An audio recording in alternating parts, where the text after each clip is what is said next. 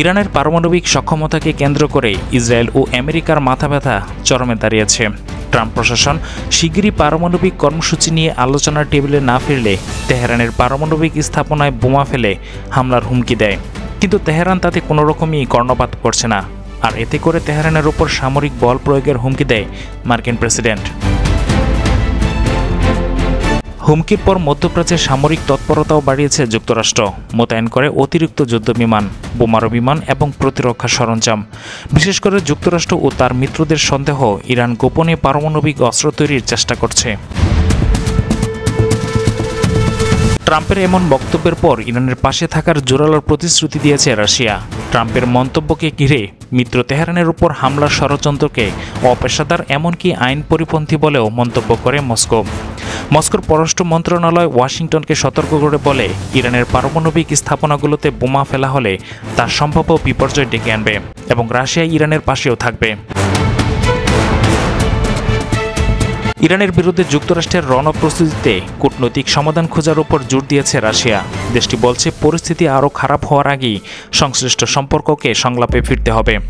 Iran ও যুক্তরাষ্ট্রের মধ্যে চলমান উত্তেজনা শুধু মধ্যপ্রাচ্যের নয়, বিশ্ব শান্তির জন্য বড় হুমকি হয়ে উঠতে পারে।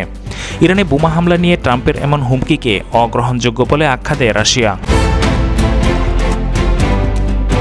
ইরানের সর্বোচ্চ ধর্মীয় নেতা আয়াতুল্লাহ আলী খামেনির উপদেষ্টা ডক্টর আলী লারিজানি এক বিবৃতিতে বলেন, আমেরিকা যদি ভুল করে তাহলে ইরান বাধ্য হবে পারমাণবিক অস্ত্র তৈরিতে। ইরানি রাষ্ট্রীয় টেলিভিশনে দেয়া এক সাক্ষাৎকারে তিনি বলেন, ইরান এখনও পারমাণবিক বোমার পথে হাঁটেনি, তবে মার্কিন যুক্তরাষ্ট্র বা তাদের মিত্রদের পক্ষ থেকে যদি কোনো হামলা হয় তাহলে আর কোনো বিকল্প থাকবে না। নিজেদের রক্ষায় পারমাণবিক অস্ত্রের পথেই যেতে হবে ইরানকে। তার এই মন্তব্য যেন পশ্চিমাদের জন্য নতুন করে হুমকির বার্তা। এদিকে ইরান যদি পরমাণু চুক্তিতে না আসে তাহলে ওয়াশিংটন চালাবে বোমা হামলা। সেই সঙ্গে ইরান সহ যেসব দেশ তাদের সঙ্গে বাণিজ্য করবে তাদের ওপরও দেয়া হবে কঠোর নিষেধাজ্ঞা। আয়াতুল্লাহ আলী খামেনিও দিয়েছেন এর কঠোর জবাব।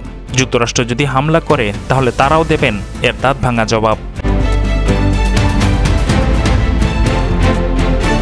ইরানের ইসলামিক রেভলিউশনারি গার্ডের প্রধান জেনারেল হাজিজাদে বলেন, ইরানকে ঘিরে যুক্তরাষ্ট্রের অন্তত 10টি সামরিক ঘাঁটি আছে, যেখানে মোতায়েন রয়েছে প্রায় 50,000 সেনা। তার মতে যারা কাচের ঘরে থাকেন তাদের উচিত নয় অন্যের দিকে ঢিল ছোড়া। তিনি জানান, ইরান কোনোভাবেই আগাচ্ছে না পরমাণু অস্ত্র বানানোর পথে, কিন্তু যদি ইসরায়েল যুক্তরাষ্ট্র হামলা চালায় তাহলে তারা বাধ্য হবে নিজেদের আত্মরক্ষার ব্যবস্থা নিতে।